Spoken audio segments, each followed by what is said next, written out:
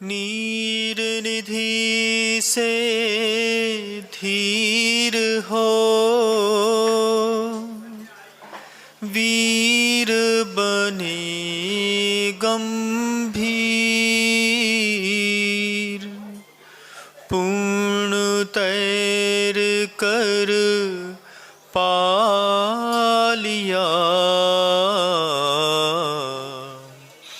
भव सागर का तीर। अधीर हूँ मुझे धीर दो, सहन करूं सब पीर, चीर चीर कर चिर लखूं, अंतर की तस्वीर।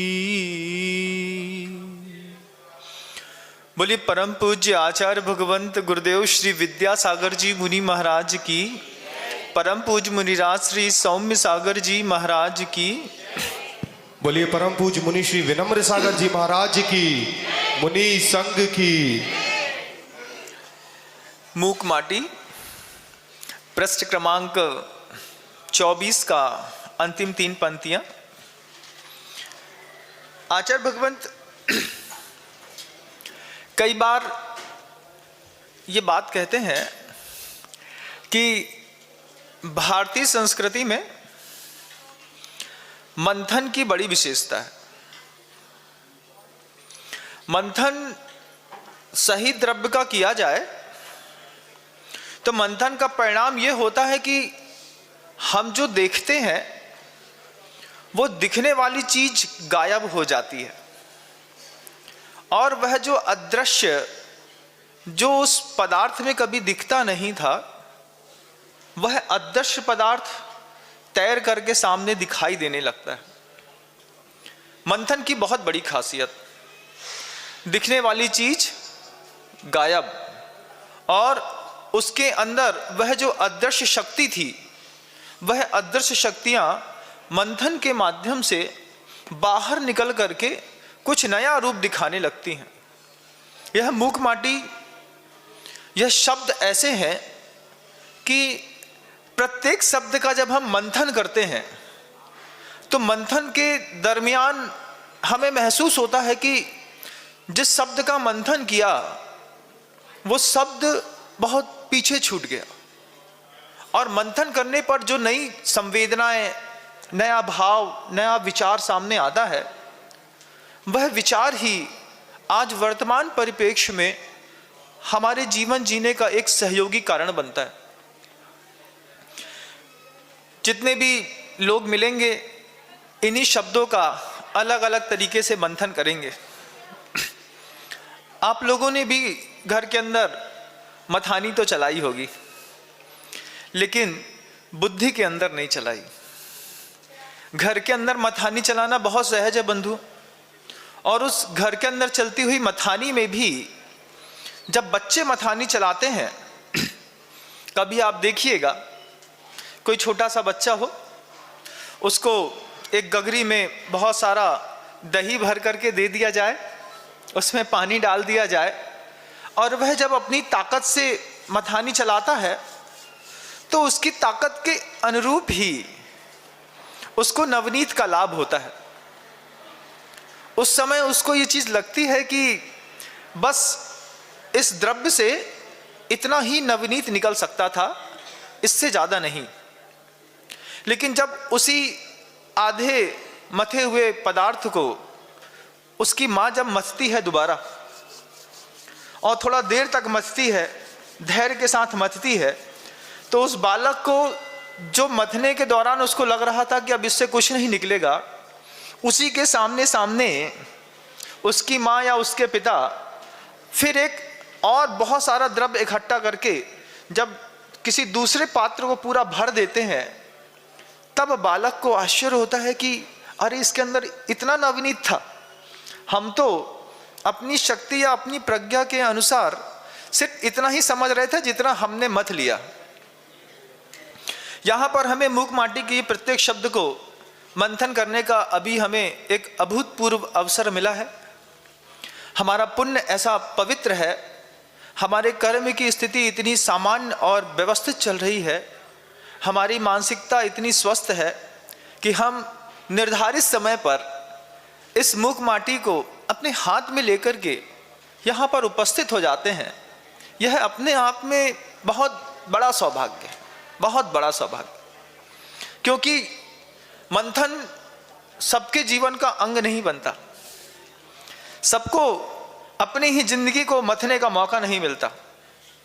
मौका मिल भी जाए तो प्रज्ञा मिलना बहुत दुर्लभ है। शरीर तो सबके पास है, जिनधर्म भी सबके पास है, मूक माटी भी सबके पास है, मूक माटी के रचनाकार भी सबके पास है, लेकिन मथने वाली बुद्धि बड़ी दुर्लभ। बुद्धि भी मिल जाए और फिर वह क्रिया फलवती हो जाए, अपने आप में अभूतपूर्व आश्चर्य है। आप लोगों के निरंतर पुरुषार्थ की मैं पुण्य की अनुमोदना करते हुए इन अंतिम 3 शब्दों को मत करके आगे चलने का अपन प्रयास करते हैं। प्रज्ञा का खेल है, जिसकी जितनी काम कर जाए उतने उतने अर्थ निकलते चले जाते हैं। देखिए, कुंभकार को कुछ दिखा, कुंभकार को क्या दिखा, कैसा दिखा देखते हैं। यह लो क्या? मंगल घटना का संकेत। मंगल घटना का संकेत क्या? अचेत से सचेत हो, खेत से खेत, वेग समेत, वेद समेत, विस्फारित द्रग वाला एक मृग, छलांग भरता पथ को लांघ जाता है, सुदूर जा अंतर्धान खो जाता है। यहां पर कुंभकार जो है उसको एक हिरण दिख रहा है।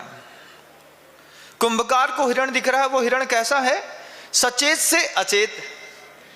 जैसे अचेत से सचेत, नींद में सो रहा हो, अचानक एकदम से उठा हो, तो नींद से जाग करके अचेत से सचेत हो। कैसा? खेत से खेत।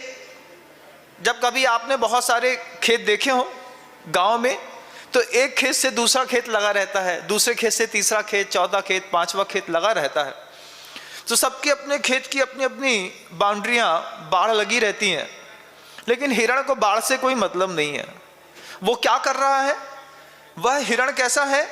अचेत से, नींद से जाग करके सचेत हो, खेत से खेत, वेग समेत, एक खेत से दूसरे खेत, दूसरे खेत से तीसरे खेत, चौथे खेत, 5वें खेत, वेग समेत, बहुत ज्यादा द्रुत गति से, वेद समेत। वेद समेत मतलब विद धातु जानने के अर्थ में आती है। तो वेद समेत, विवेक से सहित होकर, विस्फारित द्रग वाला, आंखें खोल करके, जैसे कभी आपने हिरण देखा, बार बार पलट के देखता है, फिर दौड़ता है, पलट के देखता है, फिर दौड़ता है, विस्फारित आंख वाला एक मृग, छलांग भरता पथ को लांघ जाता है। कुंभकार जिस पथ से जा रहा है, उस पथ से ऐसा एक हिरण उसके सामने से लांघ करके निकल जाता है। खेत से खेत होते हुए पथ आता है, पथ के बाद फिर खेत होंगे। तो जैसे रोड के इस तरफ भी खेत हो, इस तरफ भी खेत हो, रास्ते में आप चल रहे हो, यहां से कोई हिरण लांघते हुए आपके सामने से होकर के इस तरफ चला जाए, सुदूर जा अंतर्धान खो जाता है। बाए हिरण दाए जाए, लंका जीत राम घर आए।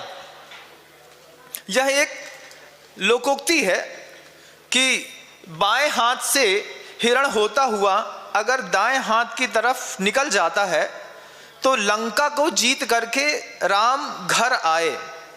यह मंगल संकेत पद्म पुराण का है बंधुओं। आचार्य भगवंत ने पद्म पुराण के उस संकेत को यहां पर रखा है। जब रामचंद्र जी सीता की खोज कर रहे हैं और खोज करते करते जब उन्हें सीता नहीं मिलती और एक हिरण उनके बाएं हाथ से होते हुए और दाईं तरफ निकल जाता है, तब रामचंद्र जी लक्ष्मण से कहते हैं कि लक्ष्मण, ये देखो कितना मंगल और शुभ संकेत मिला है, कितना स्वच्छ उज्जवल वह हिरण मेरे बाएं हाथ से होते हुए और दाएं हाथ की तरफ होता हुआ निकल गया है। यह मंगल घटना का संकेत है कि अब अपनी विजय अवश्य होगी। जब यह बात पद्म पुराण में रामचंद्र जी लक्ष्मण से कहते हैं, उसी घटना के उसी मंगल लोकोक्ति को कृतिकार ने इस मूक माटी में पद्म पुराण के उस शब्द को अर्थ दिया है, बाएं हिरण दाएं जाए, लंका जीत राम घर आए। इस सूक्ति की स्मृति ताजी हो आई। कृतिकार को जो पद्म पुराण में वो सूक्ति पढ़ी थी, उस सूक्ति कृतिकार को ताजी हो आई, कुंभकार को ताजी हो आई। और दूर सुदूर माटी ने देखा, घाटी में दिखे कौन वह? शिष्य ने देखा, माटी ने देखा मतलब शिष्य ने देखा। सुदूर दूर माटी ने देखा, घाटी में दिखे कौन वह? क्या दिखे? परिचित है या अपरिचित? कोई मुनि महाराज आपके गगन में आए, अब आप उनका नाम नहीं जानते। कोई आचार्य परमेश्वरी आपके नगर में आए, आप उनका नाम नहीं जानते, आप उनके बारे में कुछ भी नहीं जानते, और आपकी उनके प्रति कैसी श्रद्धा पैदा हो जाती है। अब यहाँ पर वही चीज कही जा रही है, माटी ने देखा, शिष्य ने देखा, घाटी में दिखे, उसके मार्ग में, घर के सामने या फिर कहीं और दिखे, कौन वह? परिचित है या अपरिचित? वे मुनि महाराज जिनका आप नाम नहीं जानते, आप उनसे परिचित हैं कि अपरिचित? बोले महाराज के नाम से तो अपरिचित हो सकते हैं, लेकिन महाराज के काम से परिचित हैं।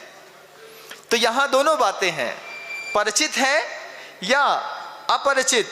अपनी ओर ही बढ़ते बढ़ते आ रहे हैं वह श्रमिक के चरण। श्रमिक कहो या श्रमण कहो, एक ही बात है। आचार्य भगवंत श्रम शब्द से श्रमण शब्द की उत्पत्ति हुई है, और वह श्रम शब्द जो अत्यधिक करता है उसी को श्रमिक कहते हैं या श्रमण कहते हैं। जैसे मुनि महाराज दिन में एक समय एक बार भोजन करके 24 घंटे श्रम करते रहते हैं, देते रहते हैं। दुनिया के सबसे बड़े दाता हैं मुनि महाराज। एक समय का थोड़ा सा भोजन लेकर के 24 घंटे देने की कला किसी को आती है तो दिगंबर जैन साधु को आती है। क्या है? अपनी ही ओर बढ़ते बढ़ते आ रहे वह श्रमिक चरण, और फूली नहीं समाती भोली माटी। वह जो भोला भाला शिष्य है वो दिगंबर मुद्रा को, उस साधु को, उस कुंभकार को देख करके फूला नहीं समाता। हमारे घर में महाराज आ गए, सौभाग्य है हमारा, हमारे नगर में आ गए, क्योंकि कभी कभी तो आते हैं। और कृतिकार के अलावा अंत ग्रंथकारों ने भी इस फूली नहीं समाते शब्द को अन्य शब्दों से जो प्रस्तुत किया है वो आप देखिए। प्रायेण न जायते पुंसाम वीतरागस्य दर्शनम, तद दर्शनम विरक्तानाम भवेत् जन्माफि निष्फलम। प्रायेण न जायते, प्रायः करके प्राणियों को न जायते नहीं होता है क्या? वीतरागस्य दर्शनम। वीतराग मुद्रा का, जिनेंद्र भगवान का, दिगंबर मुनि का दर्शन प्रायः प्रत्येक दिन तो संभव नहीं है ना कि हो जाए। न जायते पुंसाम वीतरागस्य दर्शनम। और मान लो दर्शन के लिए अनुकूलता बन जाए, मंदिर पास में हो, मुनि महाराज घर के बगल से संतशाला में विराजमान हो, सामने किसी मोहल्ले में महाराज रुके हो, नगर में आ गए हो, हमारी सारी अनुकूलता हो, उसके बाद भी हम टीवी देख रहे हो, उसके बाद भी हम चाय पी रहे हो, पेपर पढ़ रहे हो, उसके बाद भी हम दुनिया भर के दंड फंद के काम में लगे हो, उनके आने का कोई हर्ष ही नहीं हो, तद दर्शनम विरक्ता नाम भवेत् जन्माफि निष्फलम। तब उनके लोगों के लिए कहते हैं कि आपके नगर में मुनि आ गए, आपके घर के बगल से मंदिर है, संतशाला है, धर्मशाला है, और आपकी इच्छा तक नहीं होती दिगंबर जैन साधु का दर्शन कर लो, भगवान का दर्शन कर लो, पूजन कर लो, अभिषेक कर लो, कुछ भी कर लो, तब उनके लिए अन्य आचार्यों ने कहा तद दर्शनम विरक्ता नाम। एक तो दर्शन होता नहीं, दर्शन के लिए अनुकूलता बन गई, लेकिन हमारी इच्छा नहीं होती, हमें नहीं जाना महाराज के पास, पता नहीं क्या कराएंगे, क्या छुड़वा दें, क्या बोल दें, कैसी टॉन्टिंग कर दें, कैसी रैगिंग ले लें, दुनिया भर की बातें दिमाग में फितूर रहते और फिर वहां नहीं जाते। तद दर्शनम विरक्ता नाम भवे जन्मापि निष्फलम। और जो उनको पास में पा करके भी उनके दर्शन नहीं करता, उसका तो जन्म ही निष्फल है। पैदा हुआ कि नहीं हुआ एक बराबर है। लेकिन माटी की मानसिकता बिल्कुल उल्टी है। माटी की मानसिकता कैसी है? एक सद शिष्य की मानसिकता कैसी है कि श्रमिक चरण की ओर देख करके फूली नहीं समाती, अंदर ही अंदर फूल रही है। महाराज आ गए, मंदिर जाने का मौका मिल गया, पूजन कर लिया, विधान की अनुकूलता बन गई, थोड़े से पैसे थे घर के अंदर 25-50 हजार रुपए, महाराज जी आ गए, अपन विधान कर लेते हैं, महाराज 8 दिन का विधान करा दो हमारा, हाँ आशीर्वाद है। महाराज को देख करके फूला नहीं समाता, या अपने काम बाद में, बहुत दिन बाद साधु आए, चलो साथ में चलते हैं। तो ऐसी माटी फूली नहीं समाती, भोली माटी है, घाटी की ओर अब पलक ताक रही है।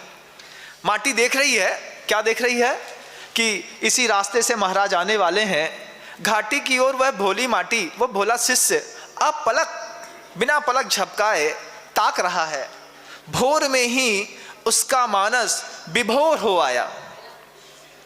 मान लीजिए आपके नगर से 5 किलोमीटर दूर कोई मुनि महाराज का रात्रि विश्राम हुआ हो, आपको शाम को खबर लग गई महाराज 5 किलोमीटर दूर आ गए, सुबह सुबह यहां पर आएंगे, उनकी आगवानी करनी है। रात में ही कैसा उत्साह पैदा हो जाता है, अरे सुबह महाराज आने वाले हैं, भैया सामान रख लो, थाली लगा लो, दिया लगा लो, चौक पुर लो, रंगोली डाल दो, पानी भर लो, आटा पीस लो। शाम को कितने काम कर लिए, क्यों? क्योंकि वो भोली माटी फूली नहीं समाती। अब उसके अंदर एक आनंद विभोर, एक भोर में ही उसका मानस विभोर हो आया। सुबह सुबह ही, जवानी की अवस्था में ही, भोर शब्द के कई अर्थ निकाल लो, सुबह सुबह ही उसका मानस विभोर हो आया। उसके मानस में, उसकी मानसिकता में आनंद आ गया, वो फूलने लगी। अरे कल दिगंबर साधु मिलेंगे, उनका दर्शन हो जाएगा। उनका मानस में विभोर आ गया और अब तो वह चरण निकट सन्निकट ही आ गए। आचार्य परमेष्ठी का पड़गाहन कर रहे हो आप लोग और अंदर ऐसा उत्साह जग रहा हो, और गुरुदेव जब सामने से धीरे धीरे मुस्कुरा करके मंद त्रिभुवन मोहिनी मुस्कान को डालते हुए जब आपको एक बार देखते हो, मुस्कुराते हो, और धीरे से देखते देखते देखते वो आपके आंख की तरफ है और धीरे से उनके पैर आगे बढ़ जाते हैं, तब कैसा है? अब तो वह चरण निकट सन्निकट ही आ गए। अब क्या है? जैसे गुरुदेव जब आपके पास आते हैं तब फैलाव घट रहा है। मन के अंदर नाना प्रकार के जो विकल्प होते थे ना, पता नहीं आएंगे कि नहीं आएंगे, दर्शन होंगे कि नहीं होंगे, हमारी गली में निकलेंगे कि नहीं निकलेंगे, देखेंगे कि नहीं देखेंगे, मुस्कुराएंगे कि नहीं मुस्कुराएंगे, गुरुदेव को लेकर के कितनी बातें सोचते हैं अपन। तब जैसे जैसे वह श्रमिक का चरण पास आता जा रहा है, अंदर का जो मानसिकता का फैलाव था वो फैलाव घट रहा है। धीरे धीरे दृश्य सिमट सिमट कर घना होता आ रहा है। जैसे गुरुदेव आपके पास आते हैं, आपका कॉन्फिडेंस लेवल अंदर से बोलता है, अरे आई गए आई गए आई गए, पड़काओ, हे स्वामी, मन शुद्धि, वचन शुद्धि, काय शुद्धि, आहार जल शुद्ध है। क्या है ये कि जो जितना धीरे धीरे दृश्य सिमट सिमट कर घना होता आ रहा है और आकाशीय विशाल दृश्य भी इसलिए शून्य होता जा रहा है। दुनिया भर की और जो चीजें दिखती थी कुछ नहीं दिख रही। उनके पीछे कौन से महाराज आ रहे हैं नहीं पता, कौन ब्रह्मचारी चल रहा है नहीं पता, कितनी भीड़ घर के अंदर घुस चुकी है। आचार्य सिंह का पड़गाहन यहाँ हुआ, घर के अंदर कितने सारे लोग घुस चुके हैं, पड़गाने वाले को नहीं पता, कुछ नहीं पता उसको। क्यों? क्योंकि कहते हैं आकाशीय विशाल दृश्य भी इसलिए शून्य होता जा रहा है। क्यों शून्य होता जा रहा है? क्योंकि धीरे धीरे वह चरण निकट सन्निकट आ गए, पास में आ गए आचार्य परमेष्ठी। कुछ नहीं दिखाई देता, मात्र आचार्य दिखाई देते हैं। समीपस्थ इष्ट पर दृष्टि टिकने से अन्य सब लुप्त ही होते हैं। जो आपको प्रिय है, वो आचार्य परमेष्ठी जिनके लिए आपने वर्षों से प्रतीक्षा करी। कई भव्य तो ऐसे हैं मन के अंदर ऐसा संकल्प करके बैठे हैं, घर के अंदर जवान जवान बच्चे, एक बार गुरुदेव हमारे नगर में आ जाएं, एक बार हमारे घर में आहार हो जाए, जिस दिन आहार होगा उसी दिन व्रत लेकर के घर से बाहर निकल जाएंगे। ऐसे कई लोगों के संकल्प हैं। उन लोगों से जिनके ऐसे संकल्प हैं, जो लोग ऐसा सोचते हैं कि एक बार गुरुदेव मेरे घर के अंदर आ जाएं, एक बार पड़गाहन दे दें, और जिस दिन वो आहार घर के अंदर कर लेंगे उसी दिन मैं अपनी सारी संपत्ति त्याग दूंगा और उनके साथ हो जाऊंगा। जिनकी ऐसी मानसिकता है, मैं उनसे कहना चाहता हूं, पहले सबसे पहले अपनी प्रिय वस्तु का गुरुदेव के चरणों में वो जहां भी हैं वहां जाकर के सबसे पहले साधना पूर्वक त्याग कर दो। जहां पर है वहां पर जाकर के त्याग कर दो, वहीं पे जाकर के संयम ले लो। फिर देखना कमाल, जो तुम्हारी बरसों की साधना तुम्हारे घर आने की पूरी नहीं हो रही थी, एक ना एक दिन तुम्हारा वह त्याग गुरुदेव को तुम्हारे घर के अंदर ला करके खड़ा कर देगा।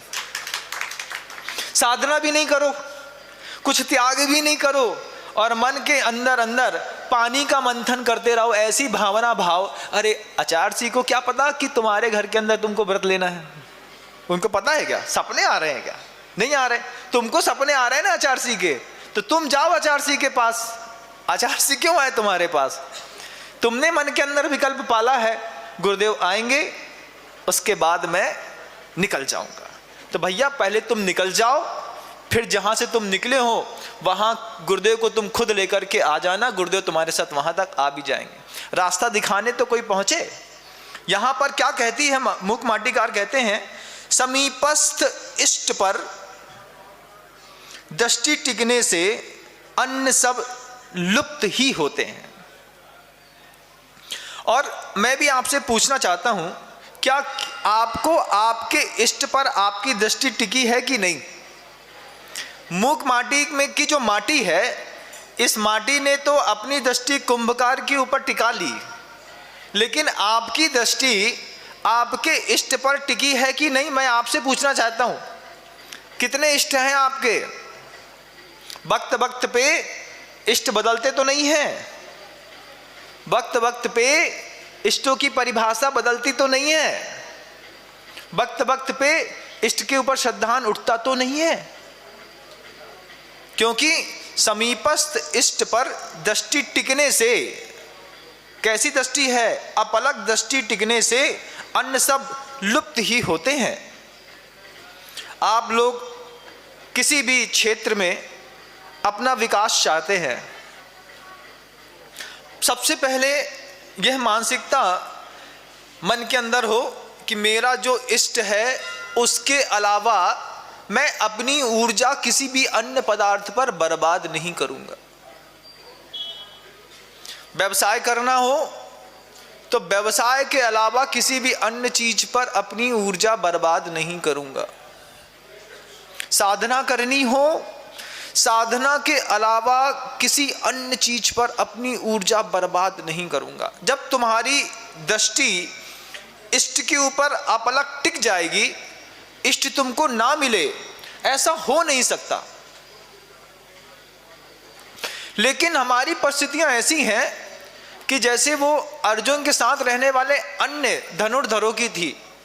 जब द्रोणाचार्य पूछते क्या क्या दिखता है, तो बोलते सब दिखता है ना, आंख है तो सब दिखता है। पेड़ भी दिखते हैं, पत्ती भी दिखती है, आकाश भी दिखता है, डाल भी दिखती है, टहनी भी दिखती है, तना भी दिखता है। जब तुम्हें दुनिया की सब चीजें दिखती हैं तो तुम्हें तुम्हारा इष्ट नहीं मिल सकता। जब तुम्हें अपना भविष्य भी दिखाई देखने की आदत पड़ गई है, तुम्हें अपना भूत भी देखते हो, तुम अपना परिवार भी देखते हो, तुम अपने आप को भी देखते हो, अपना धन भी देखते हो, अपनी पुत्री पुत्र संपदा संपत्ति, ये दुनिया भर की चीजें जब तक तुमको दिखती रहेगी तब तक तुमको तुम्हारा इष्ट नहीं दिखेगा। तो जो लक्ष्य पर केंद्रित होकर के बैठे हुए लोग हैं, जिनके सिर्फ इष्ट पर दृष्टि है, उनको इष्ट की प्राप्ति होती है। कृतिकार कहते हैं, समीपस्थ इष्ट पर दृष्टि टिकने से अन्य सब लुप्त हो जाते हैं। किसी और को कुछ दिखाई नहीं देता, तुम्हें दिखाई देता है, इसका मतलब है तुम इष्ट के समीप नहीं हो और इष्ट तुम्हारे लिए उतना ज़्यादा जरूरी नहीं है, इसलिए तो तुमको दुनिया की और चीज़ें भी दिखाई दे रही। माटी के दिमाग में जब तक पैशन ना हो, शिष्य के दिमाग में जब तक पैशन ना हो कि मुझे बस यही करना है, तब तक उसको कोई भी चीज़ मिल नहीं सकती। पूज्य गुरुदेव को आप देखिए, उन्हीं के जीवन से हम इस बात को देखने का प्रयास करें कि जब वो ब्रह्मचारी विद्याधर की पर्याय में थे, समीपत इष्ट पर दृष्टि टिकने से अन्य सब लुप्त होते हैं। इसको आप पूज्य गुरुदेव के जीवन से देखिए। जब दादा गुरु ज्ञान सागर जी महाराज के पास पूज्य गुरुदेव पहली बार ब्रह्मचारी अवस्था में पहुंचे, पहली बार कितना उसके पहले भटके हैं वो। आचार्य देशभूषण जी महाराज के पास गए, अन्य साधुओं की सेवा करी, जगह जगह जा करके अपने अंतर्मन को टटोला, जा करके बैठ करके देखा। फिर आचार्य देशभूषण जी महाराज के संग में ब्रह्मचर्य व्रत लिया और उनसे प्रार्थना करी कि भगवान, आचार्य देशभूषण जी महाराज उनको दीक्षा देने वाले थे। आचार्य सिंह जी ने प्रार्थना करी कि भगवान, अभी मैं स्वाध्याय करना और चाहता हूँ, मैं आगम के गुण रहस्य को और जानना चाहता हूँ और मुझे जानने की इच्छा है। आप कृपा करके मेरा पहले मानसिक उत्थान कीजिए। और आचार्य देशभूषण जी महाराज के बारे में क्या कहें कि लोग ऐसा कहते हैं कि चर्या के ऐसे धनी व्यक्तित्व थे, लेकिन क्षयोपशम की मान्यता उच्चता हर जगह होती रहती है। उस समय इतने सुंदर नौजवान 20-21 साल के लड़के के ऊपर आचार्य देशभूषण जी महाराज ने थोड़ा भी लोभ नहीं किया। जैसे ही अपने ही ब्रह्मचारी की मानसिकता पढ़ी कि इसकी चर्या बहुत अच्छी है, साफ सुथरा है, सहज है, सरल है, लेकिन स्वाध्याय की उत्कंठा है, आचार्य देशभूषण जी महाराज को लगा कि इसको मैं वो नहीं पढ़ा पाऊंगा, मुझे वो चीज़ नहीं आती जो ये सब पढ़ना चाहता है। बिल्कुल निर्लोभता पूर्वक आचार्य देशभूषण जी महाराज ने उस शिष्य को दान में दे दिया आचार्य ज्ञान सागर जी महाराज के लिए। आचार्य देशभूषण जी महाराज ने पूज्य गुरुदेव से विद्याधर की अवस्था में जब पूज्य गुरुदेव थे तब उनसे कहा, तुम पढ़ना चाहते हो तो फिर यहां से हटो, ये संग छोड़ो, तुम राजस्थान में जाओ, राणोली, वहां पर ज्ञान सागर जी महाराज हैं जिन्होंने आचार्य वीर सागर जी महाराज को पढ़ाया। आचार्य शांति सागर जी की महान परंपरा में उनके उत्तराधिकारी आचार्य वीर सागर जी महाराज, आचार्य शिव सागर जी महाराज, इन दोनों बड़े बड़े आचार्यों को जिस आचार्य ने पढ़ाया है, तुम ज्ञान की पिपासा वहां पर जाकर के शांत करो, वहां पे जाकर के तुम उनके पास रहना और उनकी सेवा करना पुत्र, हमारा दोनों हाथ से आशीर्वाद है, तू विजयी भव। कितनी निर्लोभता थी आचार्य देशभूषण जी महाराज की। अगर आचार्य देशभूषण जी महाराज उस 20-21 साल की उम्र में विद्याधर से इतना कहते कि ज्ञान की बात मत करो, चुपचाप दीक्षा लो और यहीं बैठो, तो आप क्या सोचते हो इस महान परंपरा के दर्शन करने का आपको सौभाग्य मिलता? क्या आप दादा गुरु ज्ञान सागर जी महाराज से प्रभावित होकर के और उनकी सन्निधि में रह करके आचार्य विद्यासागर जी महाराज ने जो स्वयं अपने आप को निखारा और पूरे बुंदेलखंड को धन्य धन्य कर दिया, पूरे बुंदेलखंड के अंदर ऐसी बहार बहाई है कि आज पूरे विश्व में जैन धर्म कह लो या बुंदेलखंडी कह लो, बात एक ही मानी जाती है। तो ऐसे वेद आचार्य देशभूषण जी महाराज का त्याग करके जब दादा गुरु ज्ञान सागर जी महाराज के पास पूज्य गुरुदेव पहुंचे और पहली बार उस पिपासा के साथ, अब पिपासा भी ऐसी नहीं थी कि सामान्य थी, असामान्य पिपासा थी उस साधक की, उस माटी की। आज भले वो कुंभकार हैं, लेकिन कभी तो वो भी माटी रहे हैं, कभी तो उनने भी माटी का जीवन जिया है। जब उनने माटी का जीवन जिया है तब माटी की ललक कैसी थी उनके जीवन में, आप देखिए। उस समय उन्होंने संकल्प कर लिया, जब तक दादा गुरु ज्ञान सागर जी महाराज का दर्शन नहीं कर लूंगा, कंठ के अंदर पानी की बूंद भी नहीं डालूंगा। और इस संकल्प के साथ वो कर्नाटक से निकले अपने घर के अंदर से। 3 दिन भूखे, 3 दिन प्यासे, तेला कर ली, चक्कर आने लगा होगा, लेकिन जब तक उनकी खुशबू नहीं मिल गई, तब तक पूज्य गुरुदेव ने ब्रह्मचारी अवस्था में इतने दृढ़ संकल्पी थे वो माटी कि जब तक मुझे इष्ट के दर्शन नहीं हो जाएंगे कंठ के अंदर पानी नहीं डालूंगा। 3 दिन की उपवास और तेला के साथ उन्होंने पूज्य दादा गुरु जब ज्ञान सागर जी महाराज के दर्शन किए, तब ज्ञान सागर जी महाराज खुद पूछते हैं, हाँ महाराज सब हो जाएगा, आपका दर्शन हो गया, अब क्या चाहिए। तो आचार्य दादा गुरु ज्ञान सागर जी महाराज समझ गए कि इस छोरे ने, आया तो है छोरा, पता नहीं कौन है, कहाँ से आया है, क्या है, लेकिन अभी भोजन नहीं किया। तो बगल में जो इनके यहाँ पंडित जी थे उनसे कहा, पहले इसको ले जाओ, भोजन कराओ, फिर लाना हमारे पास। दर्शन किए, फिर पहले तो गुरु के दर्शन किए, फिर जा करके जिस जिनालय में महाराज दादा गुरु ज्ञान सागर जी महाराज ठहरे थे, फिर प्रभु के दर्शन किए। उसके बाद जाकर के भोजन किया और भोजन करके चुपचाप आकर के दादा गुरु के पास आकर के बैठे। और जब प्रथम संवाद हुआ उस माटी का अपने कुंभकार से, जो माटी आज कुंभकार के रूप में बैठी है, जब प्रथम संवाद हुआ तब दादा गुरु ज्ञान सागर जी महाराज ने जो कहा, और ये जो माटी की पंक्ति 3 पंक्तियां हैं, समीपस्थ इष्ट पर दृष्टि टिकने से अन्य सब लुप्त होते हैं। जब दादा गुरु ज्ञान सागर जी महाराज ने पहली बार पूज्य गुरुदेव से पूछा कि क्या नाम है, कहते हैं विद्याधर। बोले ऐसे तो कई विद्याधर आते हैं और विद्यार्थी की श्रेणी में चले जाते हैं, तुम्हारे ऊपर मैं 75-77 साल की उम्र पे मेहनत करूं और तुम चले जाओगे तो क्या होगा। और इस छोटे से संबोधन ने आचार्य श्री जी से कितना बड़ा त्याग कराया है, ये तो सर्वविदित है कि इस छोटी सी बात को सुनकर के जब पूज्य गुरुदेव ने कहा था कि आज के बाद मैं आपके चरणों को छोड़कर कभी भी और कहीं भी नहीं जाऊंगा, आज से मैं अपनी उस वाहन का त्याग करता हूं। कितनी बड़ी बात थी उस माटी के लिए, क्यों? माटी को कुंभकार मिल गया। और जब समीपस्थ इष्ट पर दृष्टि टिकने पर अन्य सब विलुप्त हो जाते हैं। कहाँ वो मल्लप्पा, कहाँ माँ श्रीमंती, कहाँ वो शांतिनाथ भाई, कहाँ वो अनंतनाथ, कहाँ वो कर्नाटक, कहाँ वो सदलगा, कहाँ वो आचार्य देशभूषण जी महाराज।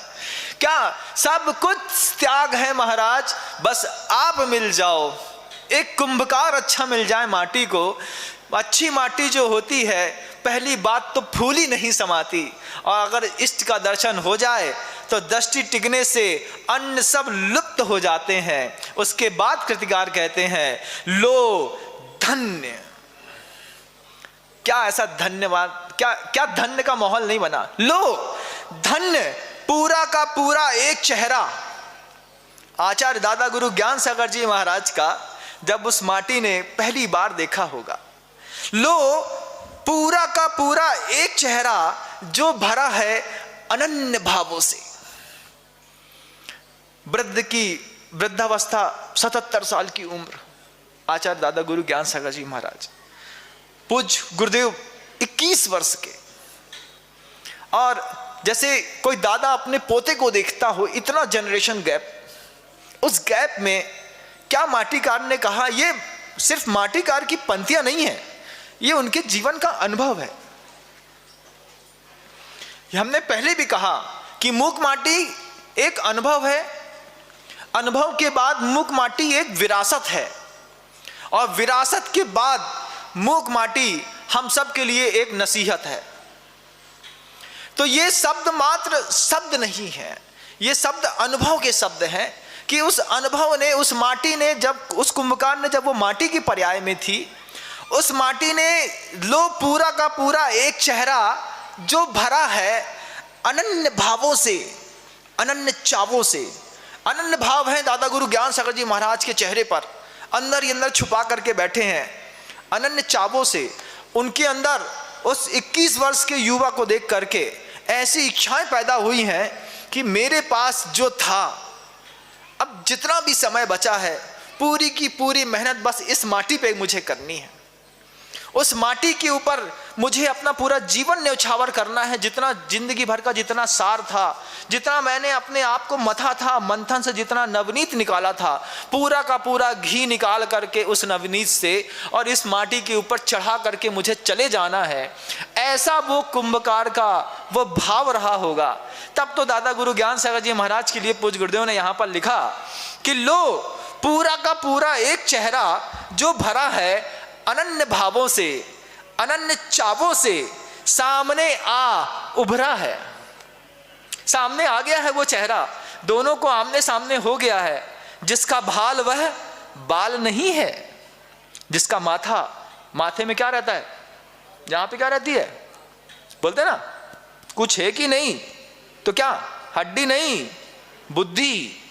तो जिसका भाल वह बाल नहीं है, जिसके मस्तक, जिसकी बुद्धि वह बच्चों जैसी नहीं है, जिसकी बुद्धि वह चंचल नहीं है, गंभीर है। कैसी है वह? जिसका भाल वह बाल नहीं है। कैसा है वो? कुंभकार, वृद्ध है। देखो शब्द देखो, आचार्य दादा गुरु ज्ञान सागर जी महाराज को जीना चाह रहे हैं अगर आप इस पुस्तक में, शब्दों में, तो आप शब्द यहां देखो, मंथन शब्दों का करो और पहुंच जाओ उस अदृश्य चीज तक जहां तक ये शब्द आपको ले जाना चाहते हैं। कि आचार्य ज्ञान सागर जी महाराज के लिए पूज्य गुरुदेव यहां पर शब्दों में लिखते हैं, जिसका भाल वह बाल नहीं है, बच्चा नहीं है वो, अबोध भी नहीं है, चंचल भी नहीं है, वृद्ध हैं। कैसे हैं वो? वृद्ध हैं, ज्ञान वृद्ध हैं, तपो वृद्ध हैं, चारित्र वृद्ध हैं, अनुभव वृद्ध हैं। ऐसे वो वृद्ध हैं, विशाल हैं। कुंभकार कैसा है? विशाल है। और कैसा है वो? कैसा है कुंभकार? भाग्य का भंडार। कि उस महान आचार्य के सामने खड़े होना ही सबसे बड़ा महान पुण्य का उदय है। ऐसा आचार्य दादा गुरु ज्ञान सागर जी महाराज के लिए पूज्य गुरुदेव ने इस कृति के माध्यम से अपने दादा गुरु की जो अर्चना करी है और जो उनके जीवन शैली को दिखाना चाह रहे हैं, आप उस जीवन को देखो तो कि अपने गुरु की कितने कम शब्दों में कितनी ज्यादा प्रशंसा है। जिसका भाल वह बाल नहीं है, उन्होंने आचार्य वीर सागर जी महाराज को पढ़ाया है। आचार्य शांति सागर जी महाराज के परंपरा में आचार्य शिव सागर जी महाराज पूरे संघ को पढ़ाया है। आरिका विशुद्धमती ज्ञानमती माता जी को जिन्होंने शिक्षा दी है, जो जगत पूज्य माने जा रहे हैं, ऐसे महान धुरंधर लोगों को जिन्होंने अपने ज्ञान से ज्ञान का धनी बना करके सम्यक ज्ञानी बनाया है, ऐसे ज्ञानी की चरण में जब वह बालक विद्याधर पहली बार पहुंचा था, बंधुओं आप देखो उस बालक विद्याधर की उस समय की जो अनुभूतियां हैं, उन अनुभूतियों को इन 4 शब्दों में पूज्य गुरुदेव ने कैसे उतारा है।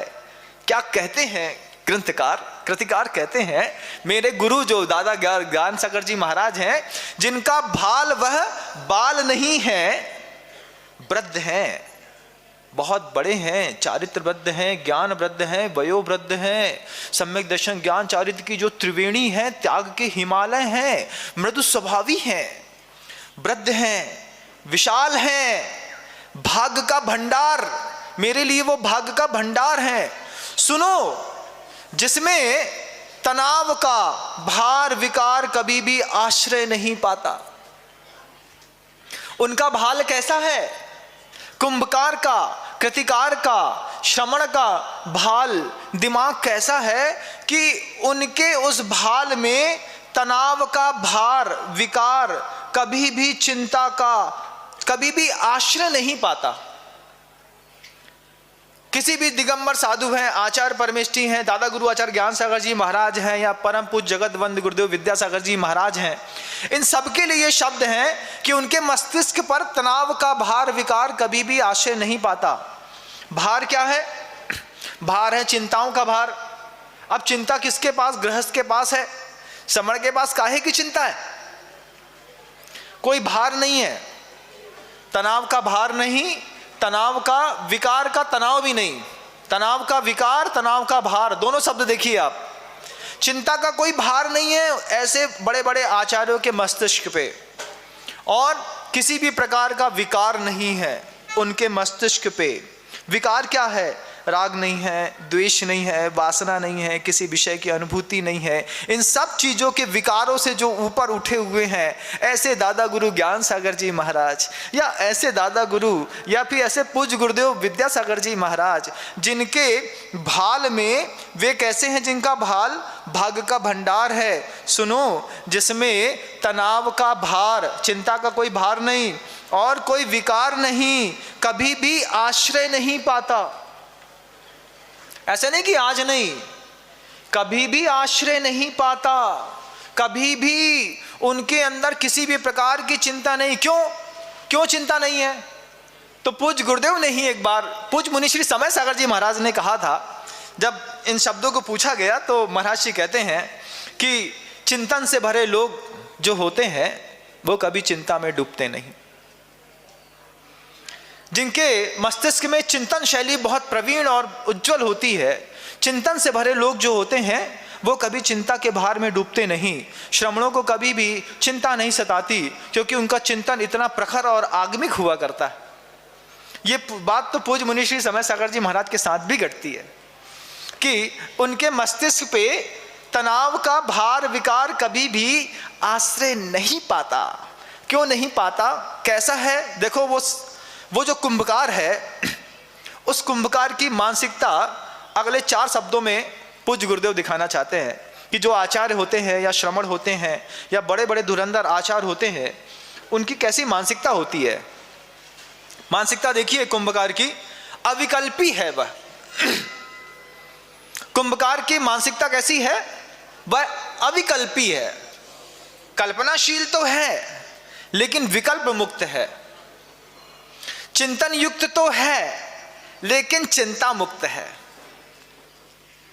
कल्पना युक्त है और विकल्प मुक्त है आचार्य, श्रमण, साधु।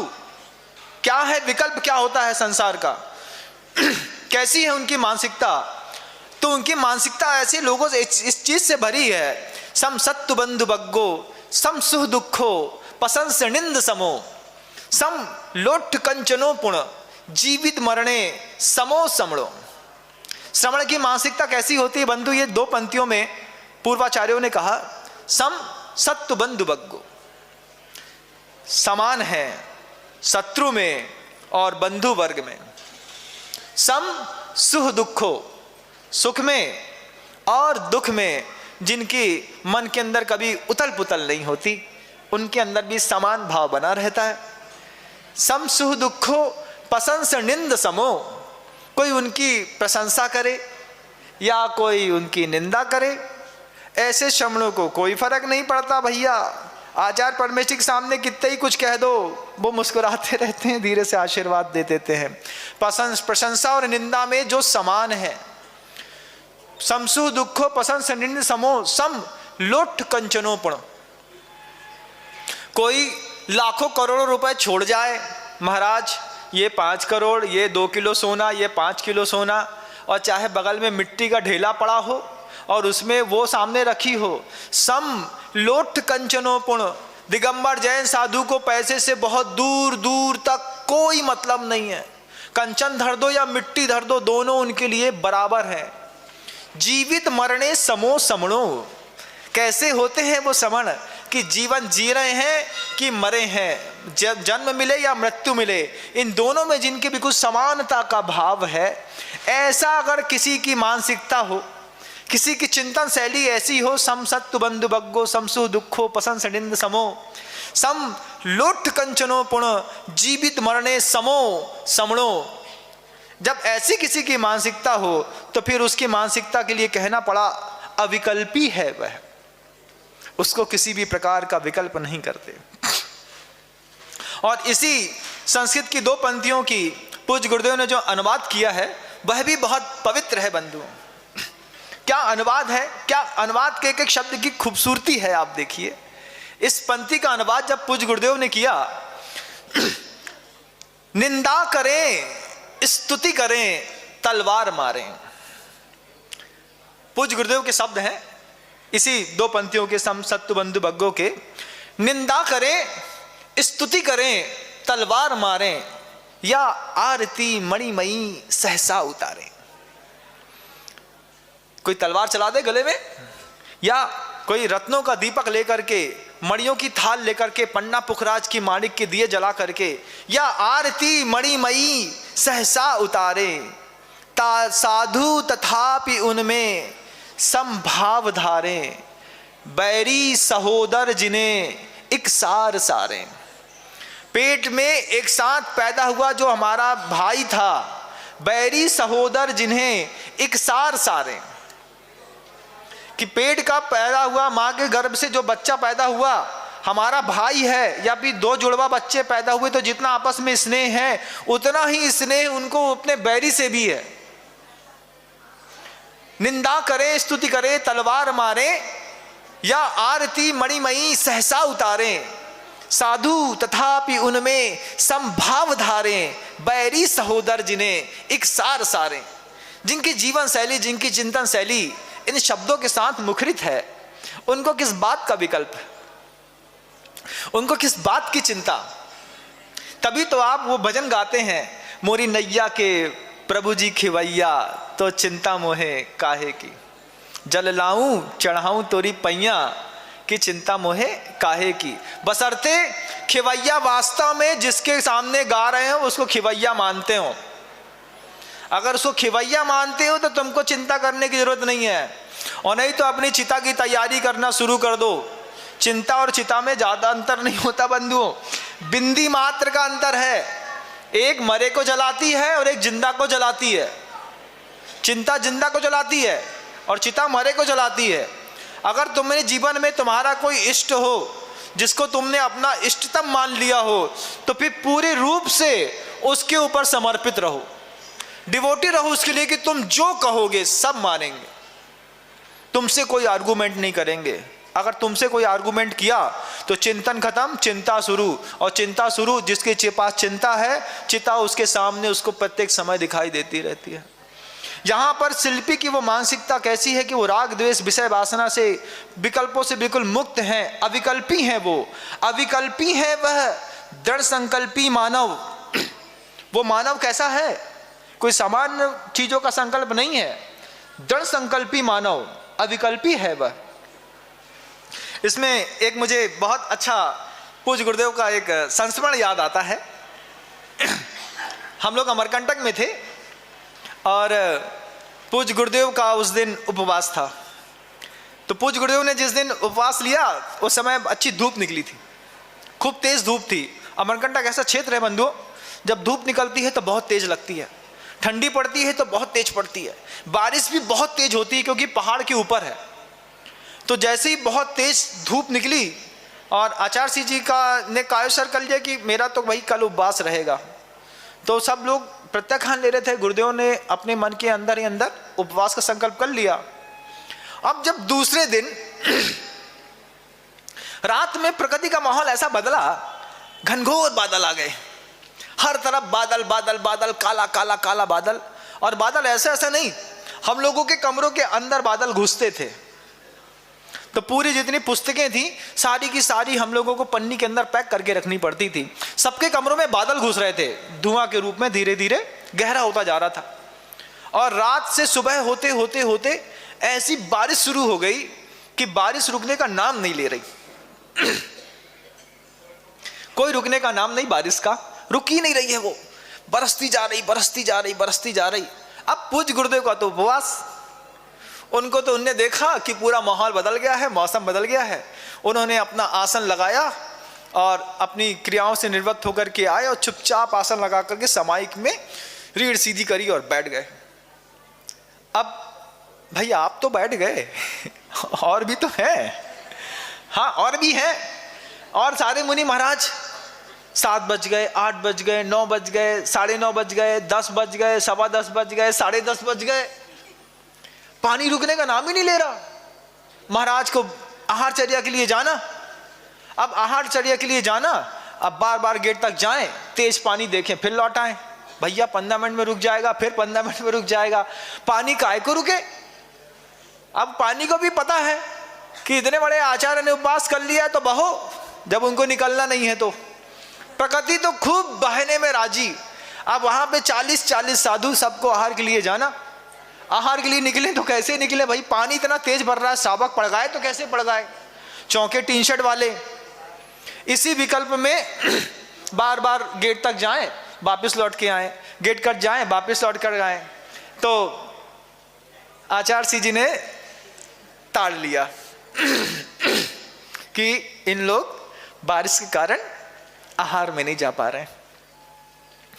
तो बस वहां पर आचार्य सिंह जी धीरे से उन्हीं के हाल से होकर के निकल रहा है। तब वो देख रहे हैं तो ऐसा करते हैं आचार्य। तो आचार्य सिंह जी को जो जवाब मिला वो यही जवाब था जो उन्होंने इस पंक्ति में लिखा है। आचार्य सिंह जी आप तो अविकल्पी हैं, दृढ़ संकल्प लेकर के बैठ गए हैं, लेकिन जिनके जीवन में विकल्प है आहार का, उनसे पूछो कैसा लग रहा है हम लोगों को। बार बार जाते हैं आते हैं, जाते हैं आते हैं। यहाँ पर क्या है कि अविकल्पी है वह दृढ़ संकल्पी मानव, अर्थहीन जल्पन अत्यंत अल्प भी जिसे रुचता नहीं कभी।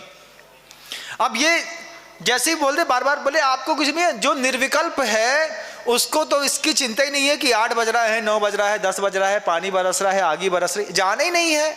निर्विकल्प है हम, दृढ़ संकल्प है हमारा, कल तक का त्याग है, बैठे हैं चुपचाप। तो एक तो निर्विकल्प बैठा है, उसी के सामने एक श्रमण खड़ा है, उसको बार बार विकल्प हो रहा है, संकल्प हो रहा है, जाऊं नहीं जाऊं, जाऊं नहीं जाऊं।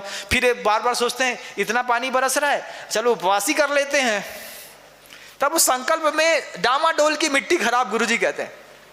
तब तुम ये भी जानो कि नहीं करूं, करूं कि नहीं करूं। और जो निर्विकल्प है, जो अविकल्पी है, दृढ़ संकल्पी है, चुपचाप आसन लगा करके शुद्धो हम, बुद्धो हम, निर्जनो हम, आत्मस्वरूपो हम की भावना करते हुए निरंतर समाहित कर रहा है। विकल्पी बार बार झूल रहा है, खाऊं नहीं खाऊं, खाऊं नहीं खाऊं, खाऊं नहीं खाऊं। संकल्प विकल्प की कैसी अद्भुत शैली होती है, श्रमणों को भी प्रभावित करती है। और वो कुंभकार कैसे हैं? अर्थहीन जल्पन, अर्थ जल्पन मतलब वार्तालाप। शब्दों की हिंदी भी लिखते जाएंगे तो आपको दोबारा जब कभी पढ़ेंगे आपको बहुत आनंद आएगा। अर्थहीन जल्पन जिन्हें अत्यंत अल्प भी जिसे रुचता नहीं कभी। व्यर्थ की वार्तालाप साधु को बिल्कुल भी पसंद नहीं है और उसमें कुंभकार को, श्रमण को, मुनि को तो करनी ही नहीं चाहिए, करते ही नहीं, करना उनको पसंद ही नहीं। कुंभकार को बिल्कुल भी व्यर्थ की वार्तालाप पसंद नहीं। इसमें भी मुझे मेरी नादानी याद आती है, मेरी खुद की नादानी है बंधु, इसके किसी और के ऊपर घटा प्रसंग नहीं है, मेरा खुद का प्रसंग है, मेरे ऊपर घटा। मैं आपको खुल करके बालकवत होकर के बताना चाहता हूँ। कमजोरी है, जब हम लोग बीराबारा पहुंचे दीक्षा होने के बाद, 2005 की बात है, पूज्य गुरुदेव ने हम लोगों से कहा कि मौन ले लो चातुर्मास का, 4 महीने मौन रहेंगे।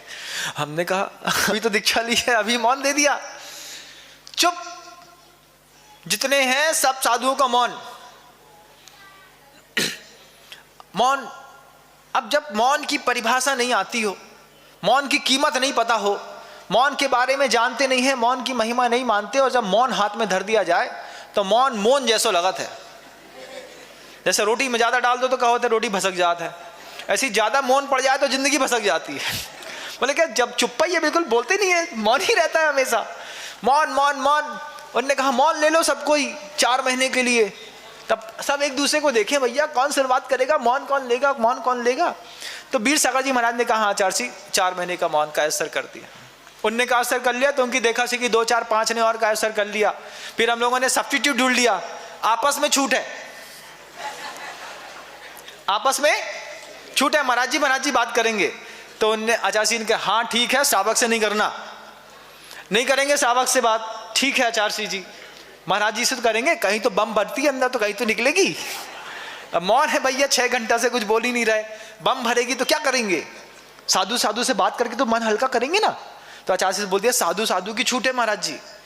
बोलते हाँ ठीक है, लेकिन श्रावक से नहीं बोलना, श्रावक से नहीं बोलेंगे। अब जैसे ही हमको इंस्ट्रक्शन दे दिए तुम श्रावक से नहीं बोलना, नहीं बोलेंगे, मौन रहना, हाँ मौन रहेंगे, अब क्या करें।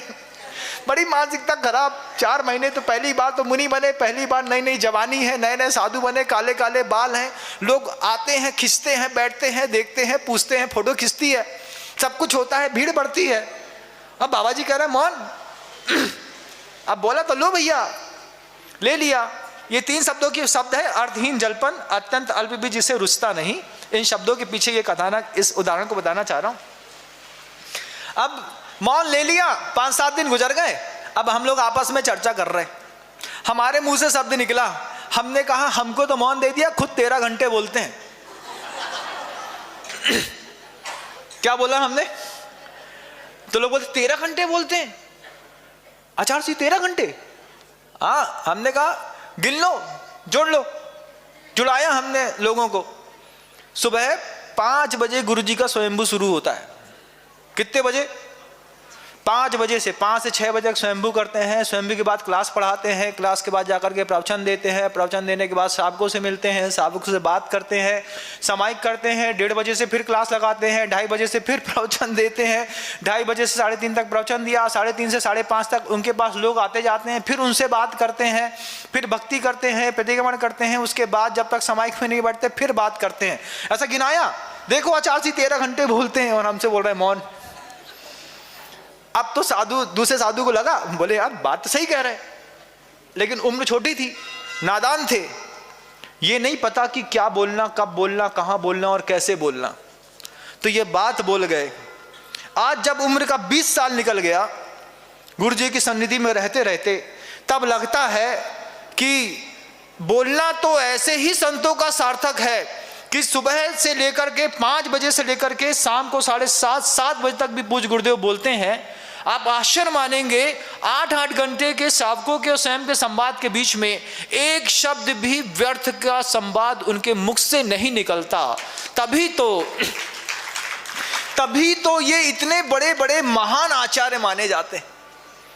और अनुभव की बात इस कृति में लिखी गई। मूक माटी कहती है, अर्थहीन जलपन जिन्हें अत्यंत अल्प भी जिसे रुचता नहीं कभी।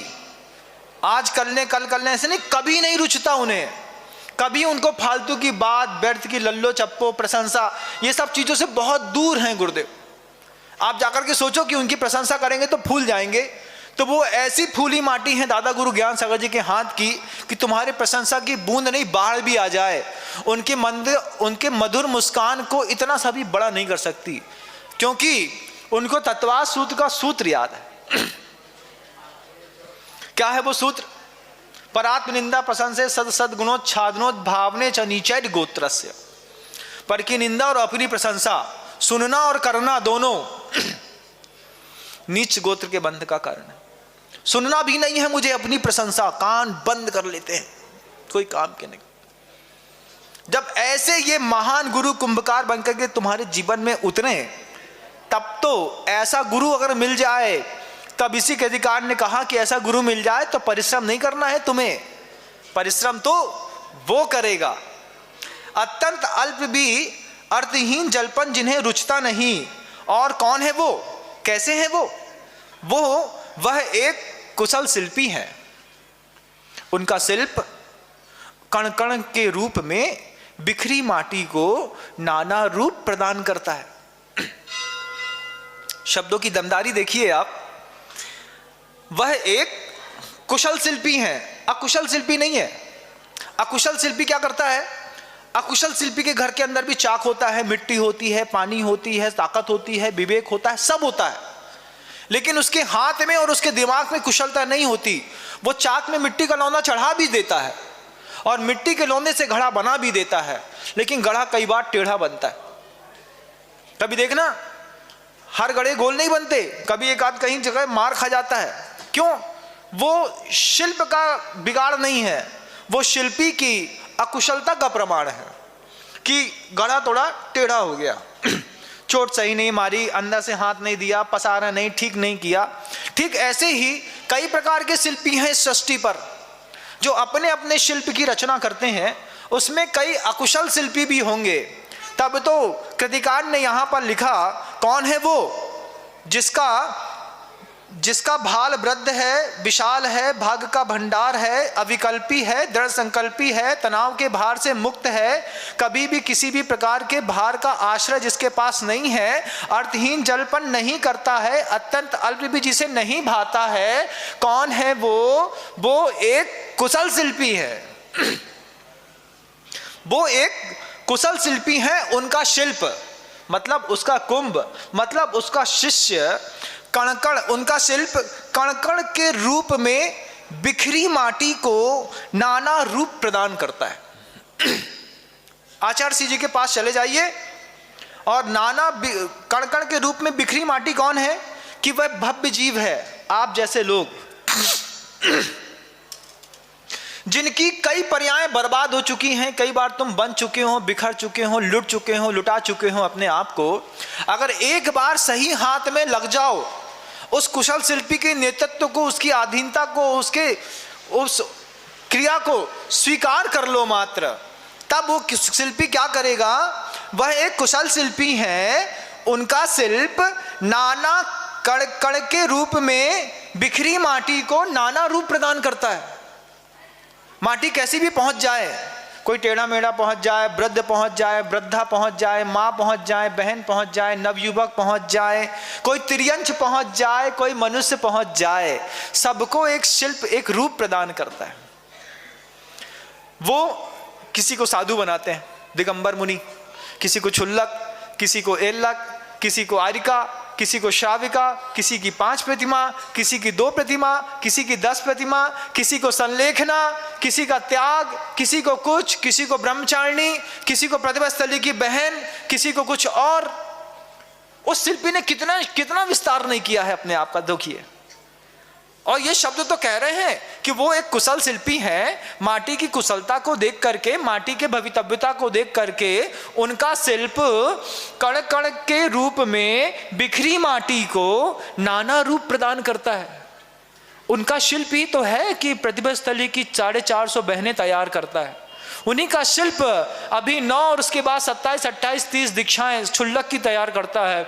उन्हीं के शिल्प में तो सुधा सागर जी और समय सागर जी महाराज जैसे नए नए शिल्प और कुंभ तैयार होते हैं। उन्हीं के शिल्पों में तो दयोदय निकलता है, उन्हीं के शिल्प से भाग्योदय निकलता है, उन्हीं के शिल्प से प्रतिभा स्थली निकलती है, उन्हीं के शिल्प से नाना प्रकार की अहिंसा की परिभाषा जो लीक से हट करके दिखाई देती है। वे सारी की सारी परिभाषाएं लिखने में ऐसा शिल्पी जो कुशल है, वो कुशल शिल्पी है। उनका शिल्प कण कण के रूप में बिखरी माटी को नाना रूप प्रदान करता है। सरकार उससे कर नहीं मांगती, हाथ जोड़ती है उसके सामने। चाहे शिवराज सिंह चौहान हो, चाहे प्रधानमंत्री नरेंद्र मोदी हो, सरकार उनसे इस शिल्प के बदले कर नहीं मांगती, क्योंकि इस शिल्प के कारण चोरी के दोष से वह सदा मुक्त रहता है। कोई कहे महाराज आपने हमारा बच्चा बहका करके उन्हें मुनि दीक्षा दे दी, कभी नहीं। किसी भी श्रमण को आचार्य जी ने कभी भी फुसला करके अपने पास नहीं रखा। आज भी आप देखिएगा, कोई भी व्रत लेने जाता है, आचार्य भगा देते हैं, हाँ, चलो बाद में आना। अरे हम व्रत लेने आए, जवान हैं, पढ़े लिखे हैं, IIT करे हैं, आप बोले बाद में आना, बाद में आना, चलो जाओ। दोबारा गए, हाँ अभी नहीं, अभी समय नहीं है, बाद में बात करेंगे। आचार्य जी का स्टाइल देखिए, किसी भी चीज को चोरी के दोष से मुक्त हमेशा वो। तुम्हारे बच्चे ने लाख बार आचार्य जी के पैर पड़े होंगे, तब आचार्य जी ने एक बार व्रत दिया होगा, और तुम सोचते हो कि हमारे बच्चे को पहली बार में व्रत दे दिया। तुम्हारी गलत फहमी है। पहली बार में मुनि दीक्षा दे दी, तुम्हारी गलत फहमी है। आचार्य जी का स्टाइल है समुद्र के जैसा, क्योंकि उनके नाम के पीछे सागर लिखा है। समुद्र की कुएं की क्या खासियत है? आप कुएं में किसी से तैरते नहीं बनता, तो एक बार आप कुएं में कूद जाओ, कुआं नीचे तक जाओगे, कुआं आपको बाहर फेंकेगा, बाहर फेंक करके कुआं मौका देता है, निकलो बाहर निकलो, मौका दिया। आपने पुरुषार्थ नहीं किया बाहर निकलने का, कुआं थोड़ा सा नीचे खींचता है, एक बार फिर फेंकता है, और फिर तीसरी बार में कुआं अपने अंदर खींच लेता है। ठीक ऐसे ही आचार परमेष्टि होते हैं बंधुओं। पहली बार आप भावुकतावश उनके चरणों में चले जाओ, आचार्य से हमको व्रत चाहिए, तो कुएं के जैसे बाहर फेंकते हैं, निकल बाहर, कोई काम का नहीं, आ गए व्रत लेने, बाहर करो इसको। क्या अगर तुम मानसिकता में तुम्हारी कुछ नहीं है, तुम नादानी पूर्वक तुमने ये शब्द कह दिए हैं, तो आचार्य जी आपको अपने कमरे से बाहर कर देते हैं, बाहर निकलो। दूसरी बार आप पहुंचे, दूसरी बार में भी गुरुदेव बोलते हैं हाँ बाद में आना, चलो यहां से जाओ, अभी समय नहीं है।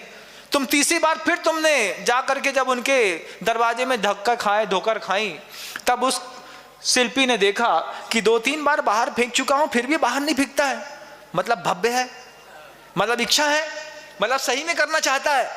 तब तीसरी बार में बोलते हैं अच्छा काम करो 2 साल का ले लो, 2 साल का नहीं है चार्सी, आजीवन दे दो, जितना बोल रहे हैं उतना करो, हाँ हाँ जैसा बोलते हैं आप वैसा करो। तो तीसरी बार में तो उन्होंने 2 साल का व्रत दिया। चौथी बार गए तो उन्होंने कहा अभी 2 साल का था चार्सी, अब आप आजीवन कर दो। बोला अभी नहीं, 2 साल का और बढ़ा लो। क्यों? चौथी बार आपको मौका दिया कि अगर तुम भावुकता में हो, अगर तुमको लग रहा है कि संसार अच्छा है और अब मैं आचार्य के पास चला गया हूं, क्या करूंगा, तो अपने व्रत को खंडित मत करो, 2 साल का और ले लो। इतना तो अच्छे से पाल लिया। उसके बाद भी जब तुम बार बार गुरु के सामने जाते हो, घुसते हो, जाते हो, घुसते हो, तो कुआं कितनी बार तुमको बाहर फेंकेगा, एक ना एक बार तो अंदर खींच ही लेता है। ऐसे ही जब वो आपको 3-4 बार बाहर फेंक चुके होते हैं, कभी 1 साल, कभी 2 साल, कभी 3 साल, और जब वो आपको अच्छा परख लेते हैं, कुआं निश्चित है थोड़े समय के लिए बाहर फेंकता है बंधुओं, फिर जब एक बार खींच करके अंदर बैठाता है और फिर जब आदमी बाहर निकलता है, तो मुनि पुंगा सुधा सागर जी महाराज नजर आते हैं, किसी को समय सागर जी महाराज नजर आते हैं, किसी को योग सागर जी महाराज नजर आते हैं, कहीं दृढ़मती, कहीं विज्ञानमती, कहीं पर आरिका गुरुमती जी, कहीं पर आदर्शमती जी जैसी आरिकाएं नजर आती हैं। ये सब उनके कुशल शिल्प का कार्यकारी है। आपका समय थोड़ा सा 2-4 मिनट ज़्यादा हो गया, इसी और विषय को अपन समय की अल्पता के कारण बंद करते हैं, पुनः देखने का प्रयास करेंगे। अहिंसा परमो धर्म की जय। बोधि समाधि परिणाम शुद्धि, स्वात्मोपलब्धि शिव सौ की सिद्धि, चिंतामणि चिंतित वस्तुदारे त्वाम वंदे मानस मम।